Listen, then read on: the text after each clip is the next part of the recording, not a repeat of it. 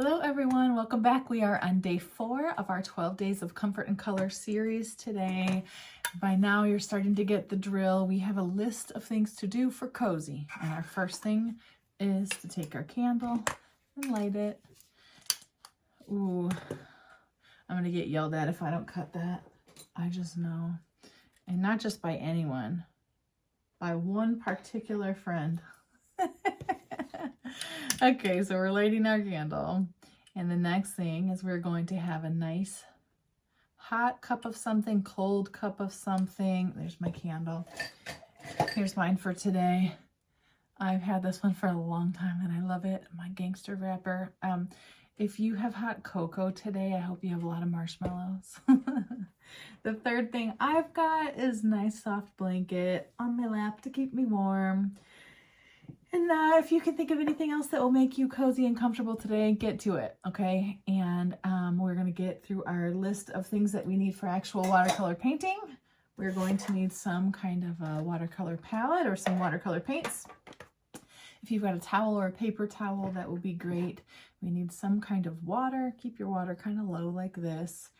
That is our water. If you've got a spray bottle, that is great. We've got... Where's my pencil? We've got a pencil, a kneaded eraser, and I have these things linked below if you need them. This is an ultra fine point Sharpie, and this is a size 10 round watercolor brush, which I love to use pretty much for everything. That's a really good one. Then we need what? This is a 6" by 9" piece of cold pressed watercolor paper. I like to use Canson. And then we have a template. So the template is from the day 0 video where you learn kind of what we're doing here. I think, let's see. Oh, I was going to play a joke on you and be like this. Okay, for our watercolor paints, and then I'm just going to show you this tiny thing. Okay, I hope you're in a good mood. We're going to do some painting today. I really like this one. I think you're going to like it too. All right, for this one, we need pencil and eraser, and we need our paper and our template, but I wanted to show you what we're painting. So I love this one for lots of reasons. I love it because we get to play with colors and see what colors we like. I love it because it is divided up in like cool little shapes. It helps you kind of just have fun with that. I think this is really unique, and it sort of looks simple. Now I let my colors bleed, and I think that's a fun challenge to do. Realize that we could then take our ink. Here, I'll just show you for fun. We could do our ink and then divide up our sections. I'm going to show this to you because I want you to decide now if you want to let your colors bleed or not. Okay, so I'm just quickly. I think that's enough for you to see. That's what it's going to look like if you do the ink later on and you have those colors bleeding. Honestly, we love it. We tend to love it when we see it out in the wild. So maybe let them bleed today. I think it also limits you from going back and forth to the dryer constantly. So this is where we're going. I just happened to have this one that I was going to apparently do as practice and then didn't. So this is what mine looks like when it's just a nice little sketch. But obviously we're going to do it together. So grab your paper, grab your template. Remember, if you wanted these to be on greeting cards, I do talk about how you could do that on our setup video. And okay, stick with me here. All right. And this one, first thing that we notice is it's faced that way. So I'm going to take my template and I'm going to turn it this way. Now, some of you might want all your templates to be going the same way. So for you, maybe you're not going to do it this way today. Okay, I'm going to take it and I want to make sure I have space for this. So I think I'm going to tip it because I do want that. So notice this was on a different shape paper, so I won't be able to have probably all the width that I had here. So we'll do a little adaptation. I'm moving it closer to the left here. Not too close. I don't want it to like touch the edge. And yeah, I'm going to tip it, which is going to give me extra space up top. So now we can take our pencil, and it is the same size as our template. So we'll leave our template here. and we're just going to start tracing. So whenever we're using our pencil, I will be repeating to press lightly, because it really is the most important thing about drawing, at least it is for me, because if you can press lightly with your pencil, you can erase easily, which means you can sketch freely, which is kind of a game changer, you know. So here it is. I have got it traced, and I am going to now get into tracing this since that's still on our outline. I'm done with the template now. And this is how we kind of paint anything if we've got a reference and we want to get it on paper. So the first thing is to see, where does it start? And I've got 2 right here. Notice these are pretty skinny. They're smaller than my pencil in width, but they could be my pencil width. Either way is fine. And they're going to be, you know what I want us to do real quick is just close this off. Sometimes this acts as a guide for us, so just in case. And also I didn't use the template on this one, and you can tell because we have more width right here, so we'll just be adapting a little bit. But we'll go ahead and mark right here, 2 marks for the first one. How did I figure out where it went? If I wanted to use my pencil, I could lay it down, and I probably could fit about 2 of them and then start the lines for this. But like, we're not going to overthink it, okay? 2 marks here, a little bit of space, and 2 marks here. I don't want it to be all the way to the corner, because I think having this little edge here is cute. And if you make that too small, you have to paint it small. And so I want to keep a little bit of space there. Now we're going to focus just on the one on the left, okay?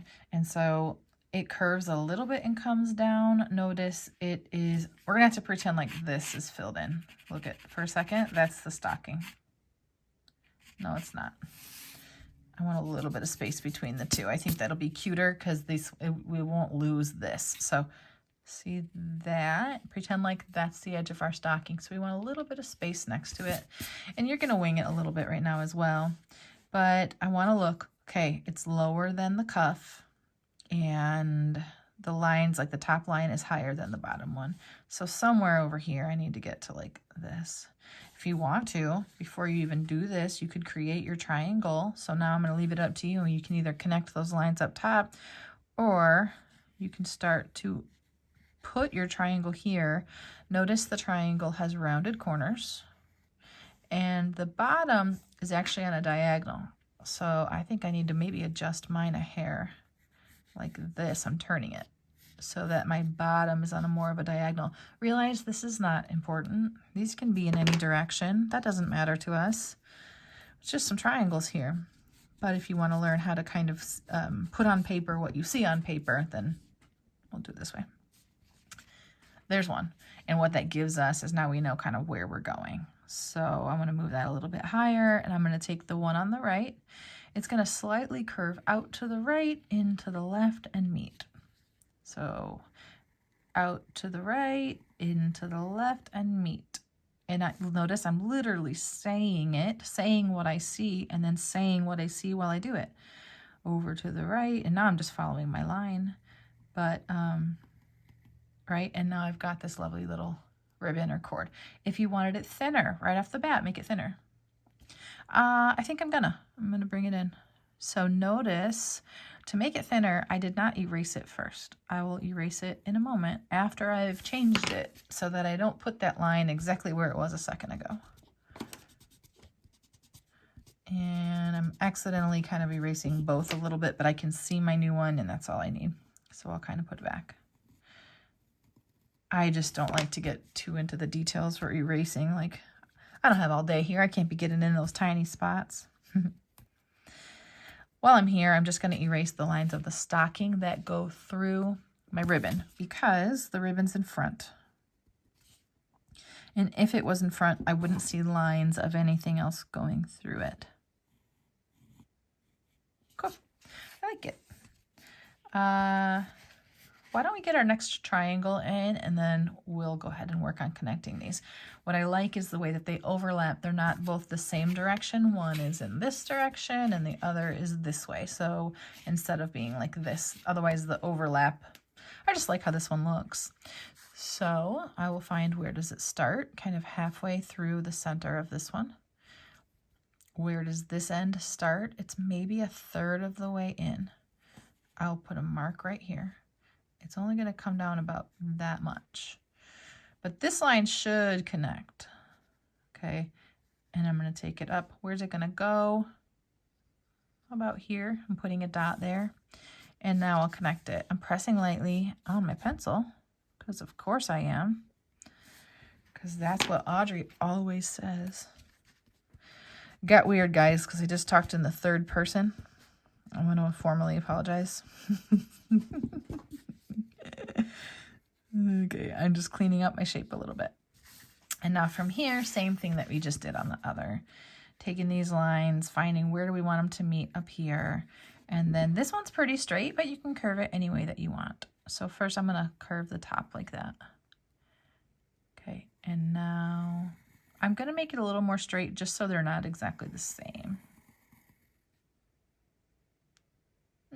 I don't love it. Give me 1 second here. Why don't I love it? It needs to curve up this top corner. So I'm going to put all this back right where we were, but this needs to curve up first, I think, to be like kind of coming up and over that stocking. So this right here, I think that angle is a little bit more important. It's got to curve up and over, doing some work. So you're just getting yours while you listen to me ramble. Hopefully you're sketching yours. And now we're going to get into these lines. So first of all, do you like it? You can assess, you can pause, you can erase, you can adjust, because you do want to like it. I got some dots over here that need erased. If anything got really dark, you can, clean it up. From here, we're going to divide this into sections. Now you can follow along with me, or you can do your own thing, as is always the case. And you can be thinking ahead, are you doing these colors or something else? We'll start with this big line that divides it here. So I'm coming a little bit down, maybe putting a dot here, and quite far over here. I could fit these triangles once, twice, and then here's that line. It's kind of right above where the heel might curve. I'll turn my paper and I will connect my line. My line didn't work because I didn't turn my paper as much as I wanted because I'm on camera. But anyways, I'm going to erase my dot now because the dot didn't matter. It just got me an idea of where I wanted to go. Okay, and let's find another really long line. You know what I should do real quick? You can't see my lines as well. And I'm going to darken them up.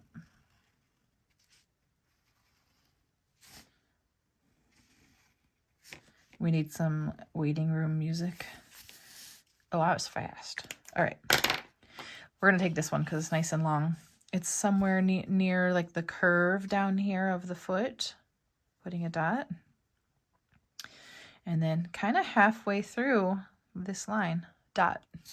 Connect. When you're connecting, look at this dot.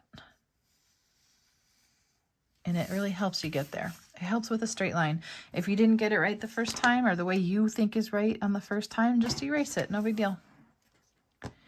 1, 2. Now we're just going to go from here. I'm going to start with this one because I like how these two kind of connect at the center of this line. So if I put a dot here, that's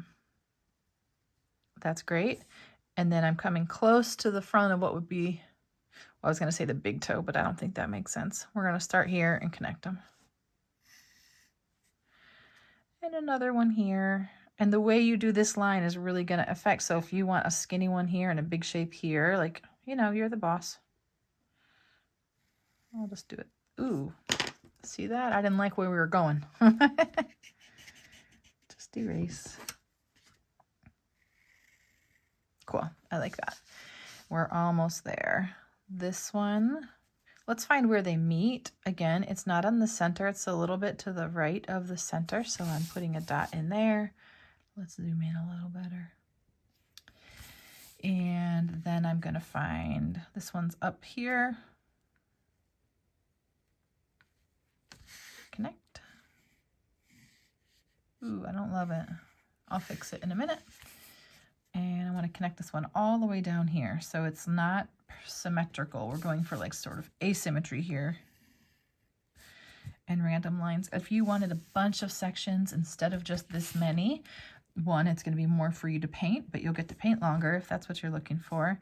And you could do a whole bunch of extra lines in here with your pencil before we get into our painting. Okay, I went ahead and did this line, and here I'm going to do a dot. This one's close to the edge again, and this is my last one. I'll clean up what I don't like, and this is the time where you've got your eraser. You can assess the whole thing before you get in with your paints. Don't rush this time. This is the time where you've got an eraser out. Okay, so doing this. Good enough for me. I like it. I'm also going to erase this extra stuff I just drew on this one. Okay. Good. I hope you like it. That's our sketch. Let's get into our mixing of our colors, which we'll do before we get to the paper. I'm going to take my eraser and my pencil and move them out of the way, like cleaning when we cook. And I'm going to we'll put this one here for a moment. So I like how we've got teals and greens, but you see what you think. I think it's a fun little challenge to make as many greens as possible here, including teals, where we're leaning into a little bit of blue. So to start, I will dip my brush into my water, and then I'm going to grab all the greens that I know I already have. We'll spray our paints though, if you've got your spray bottle. And I'm going to just, with a wet brush, grab some of that nice lime green. And on this set, we've got 1, 2, 3, 4, 5, 6 greens, but we're going to make more than that. Okay, so here's one. Now, if I wanted this lighter, I could take a swipe over here, clean the pigment out of my brush, and come back with water. And now I have a lighter version. So now I've already got 2. So that's one way we can get a bunch of colors if we want to. And I'm adding even more water to lighten it up. Now I'll go into my other greens and start to grab them. Oh, I've already got this bit, so I'll just add it here. So you're grabbing water and paint, both. These should turn into puddles. If you can't call them a puddle, they likely need more water. Look at the size of mine. It's pretty decent. Okay, and you'll clean your brush in between or not. That's up to you. This fourth one up is a green that's got a lot of blue in it, so it's definitely a different zone. I'm going to make sure I get some of that. And you know what? Before I even clean my brush, I'm going to take some of that one. That was the fourth one up. I know some of you have different paint palettes. Thanks for bearing with us here, okay? I'll swipe some over here, and then I'm going to go into this fourth one down in the top center, because that is a blue that has a little bit of green. I'm going to mix them. And what I know right off the bat is now I'm going to have a teal, because those two are really good. Fourth one up from the bottom right, fourth one down from the top center. If you don't have this paint palette and you mix blues and greens together, you should come up with teal as well. And just experiment and play. And if you get one you don't like, remember, you don't have to use it, and you don't have to make this puddle work. You can just start a new one every time, okay? And watercolor paints go a long way, so you're not really wasting too much. You can use that paint on something else later. I grabbed this one, which is a nice olivey green. If you don't have this set, you might want to add some brown into your green. I'm going to keep going. I've got a few more here. And then you can mix these ones. So I can get into like, oh, what happens if I take this dark green right here and I clean out my brush and I add lime green to it? What's that going to be? It looks pretty similar to the others. But now what if I add mustard to it? Where are we going to be now? Okay, that's a different one. What if I clean out my brush and I add white? So this is a time to experiment with mixing your colors. We were taught when we were kids, you shouldn't mix your colors on your watercolor paints. You remember, it was like, oh, look at this mess you made. And it was a mess, but it was a good mess, and we really should be mixing. So grab any other colors you want to see what happens when you mix them and see what you can come up with. You should find some cool stuff in here. You can play with this all day long. You could even grab a paper, and you could take and just do swatches of greens, greens with blue, greens with brown, greens with red. What happens with green with purple? What does that do? And then just mix a bunch of colors. That should be kind of a zen time if you do that. Okay, we've got this. We've got a bunch of colors made up. I think I do want a little bit more of a maybe a lighter, sort of brighter teal color. So I'm gonna play for a second and see what I can come up with. I am adding, I think I'll do the two that I already said, and then maybe white to it. I don't use white a lot because if you get used to using white a lot, your white will be gone in 1 second and you won't be able to use it anymore. It's just, it doesn't.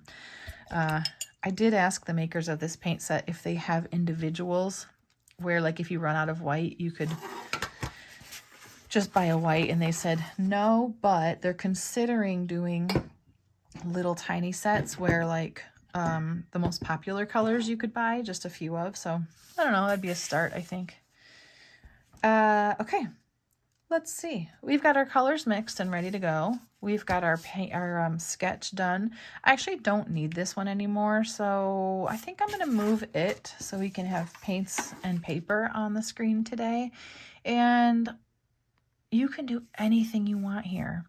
So on our map, the top was a teal color. But I actually say, let's start by doing these, and we'll do them all the colors we want, and we'll choose these colors by what do we want to see more of. I will do these light green though. So with our light green, okay, so we're just going to do the ribbons because that helps us not have wet paint next to wet paint later.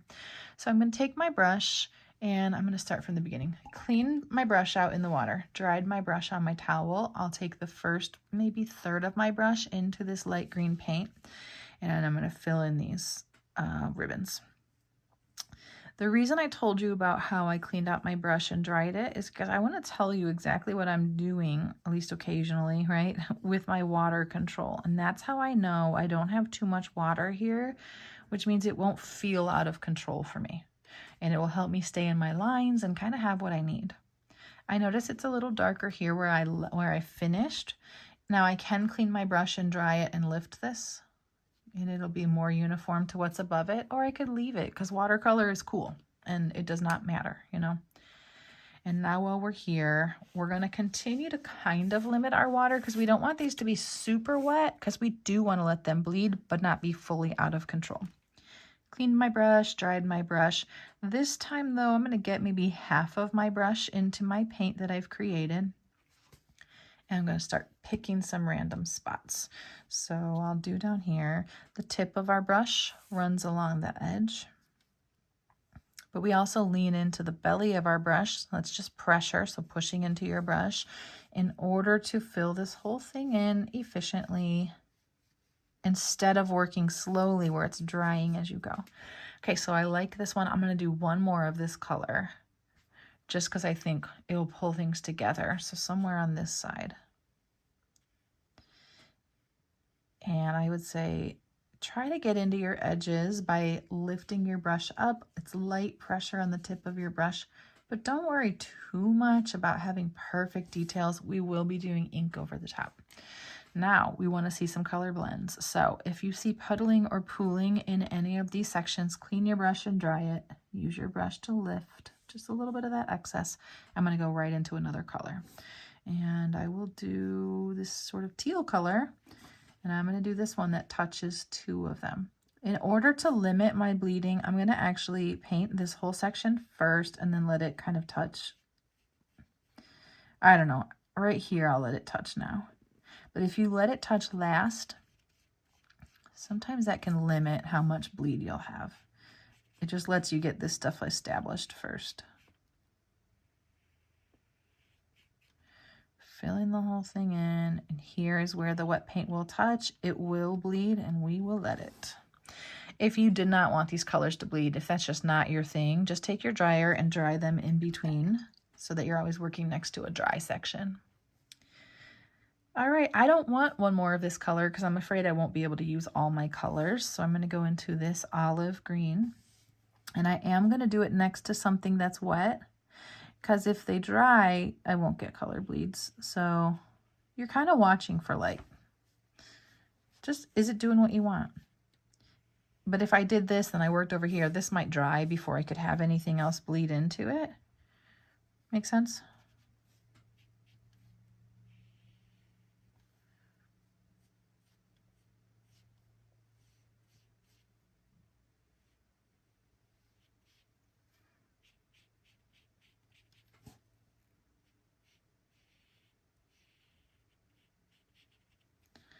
Okay, I like this one.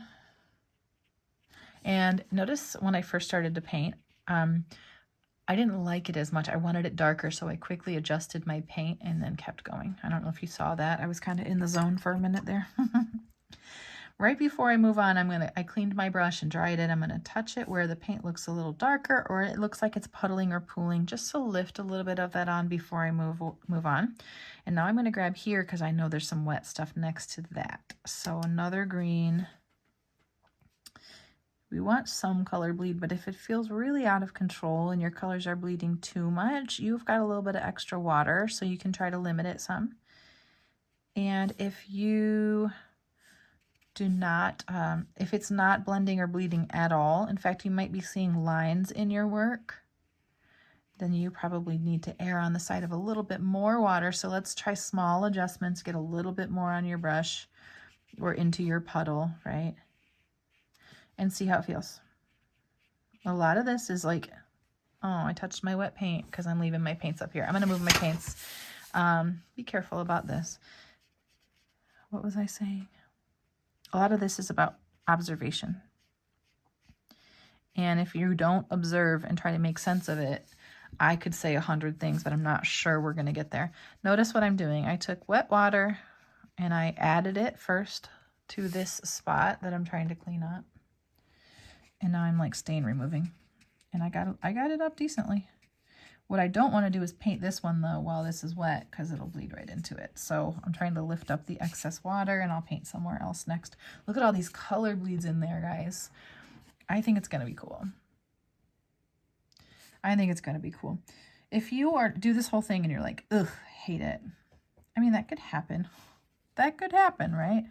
Then think about, why did you hate it? What didn't you like? Maybe you want to do these same sections, but you don't want the pencil marks first because you don't want to do ink, but you feel like you have to because there's pencil. First of all, you don't have to. I always think it's cool to see the pencil. But maybe you want to try to do the whole thing and paint out sections without drawing first. That's an option. This is cute. Okay. I do want another one of these teal ones over here because I like that for balance. So make sure you're looking at what you're doing, you know, and seeing what you think and adjusting accordingly. I'm going to do here first because I want it to bleed, I think, with this olive color. So I'm looking to see what am I going to paint next to. Because like, what colors do I want to bleed, or how wet is the one? And that's how you're choosing where you're going. It's all part of your decision right now. And yours probably won't be the same colors as mine or the same wetness as mine. So you got to look at yours and see what's happening on there. Now I have too much water, so I will clean my brush and dry it and lift some of that up carefully and quickly, and then I won't touch it anymore. Because I don't really want to see those lines there. Okay, I said not touch it, but I think because I was going to see it too much, I'm going over it. This is so cute. Now, what color is your top going to be? Start to think about that before you fill in the rest. Okay, I think mine should maybe be this color because then I can have it balanced at top and bottom. You see what you think on yours. Okay, so that means I won't do that color here. I'll do something else. Maybe this nice dark color. You can continue to mix your paints. Let's say you're like,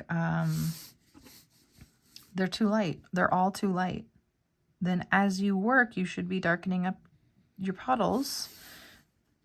Unless you want to finish the whole thing light and maybe do another one. That's an option as well. But, you know, make sure you adjust and make sure you like things. Try to get this one kind of dark. I am obsessed. Look at this color bleed. Oh, it's so good.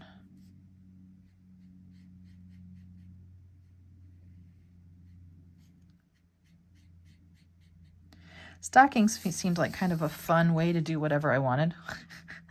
You know what I mean? Because it's just the outside. Oh, I was going to lift up some of that paint, but I really love that darkness. So what I'm going to do is do this really dark color again right here. If you find that your color is not as dark as you wish that it was, more paint into that puddle is your answer.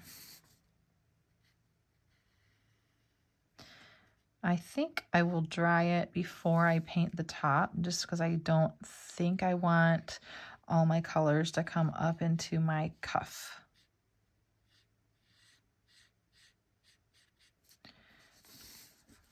This is pretty dreamy. I think you could put this on a lot of other designs as well. I don't know.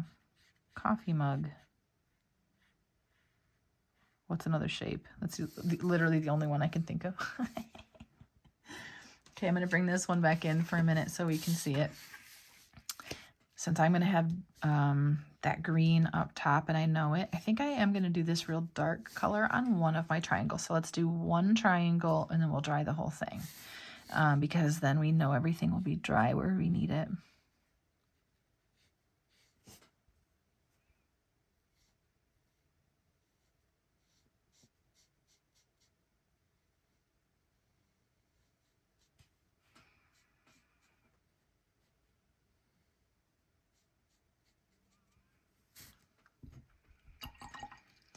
Okay, when you know you're about to go to the dryer, I would just make sure there's not a bunch of excess paint in one of your puddles. So this one does have some puddling over here. Let's see if I can show it to you. And so I'm going to lift just this edge up just a little bit so the dryer doesn't have as much work to do. Okay, I love it.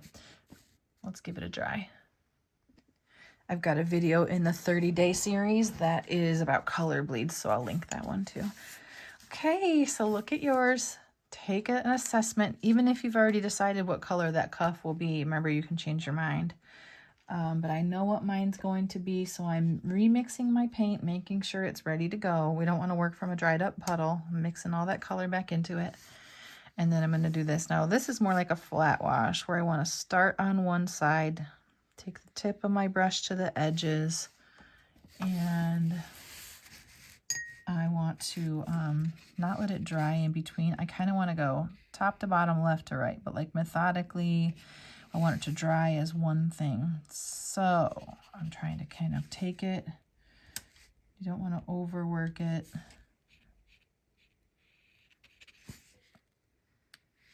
And then let it all dry as one.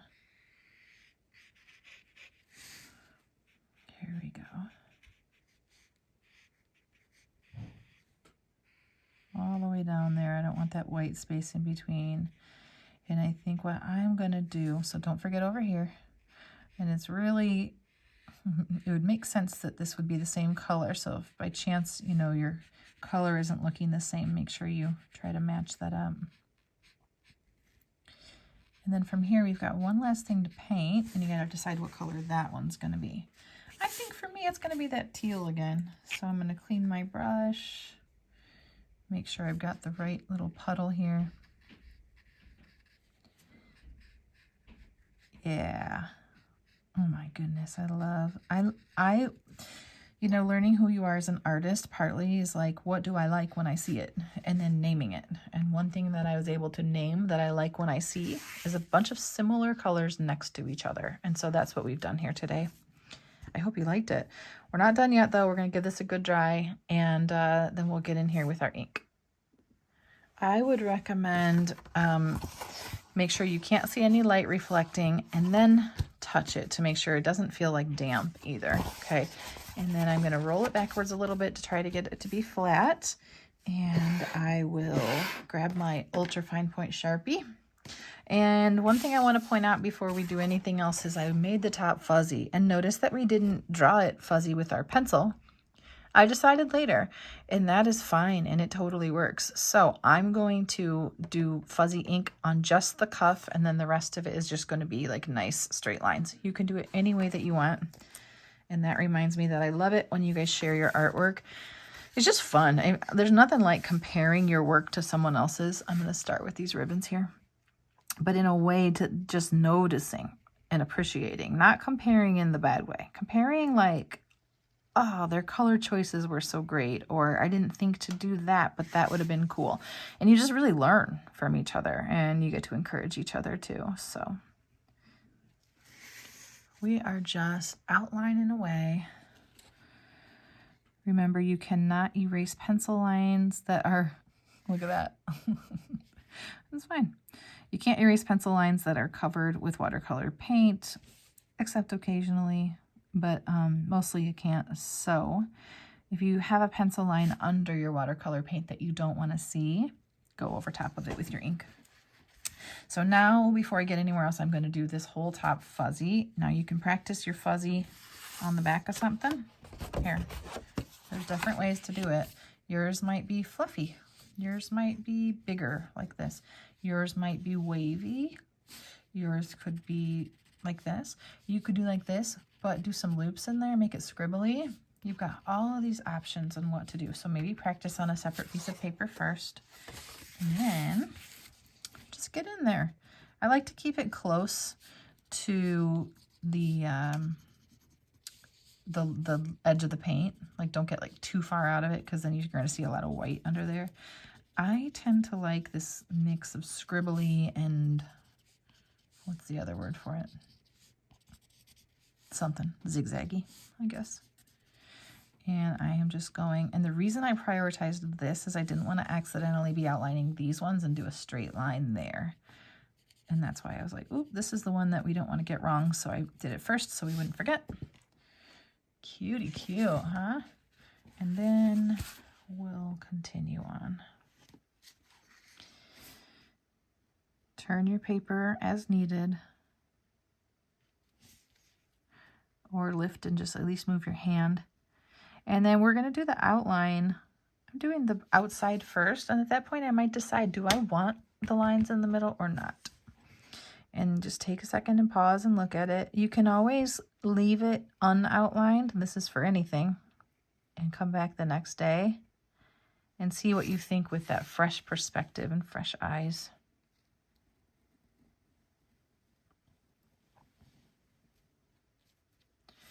Because I'm feeling, I don't know, maybe I think I'll do the outline because this shape otherwise is like less understandable. Oh yeah, I'll do it.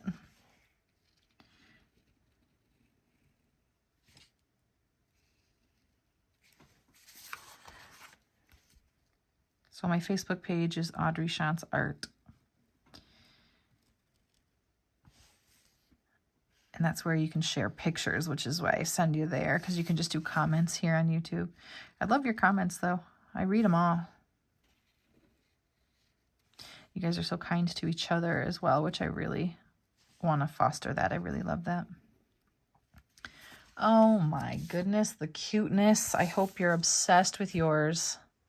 And we're going to do our signature. I'm going to do mine right along that back side of the heel again, because that's where I tend to like it. And that's where I accidentally got a little bit of paint there, so this will help disguise it.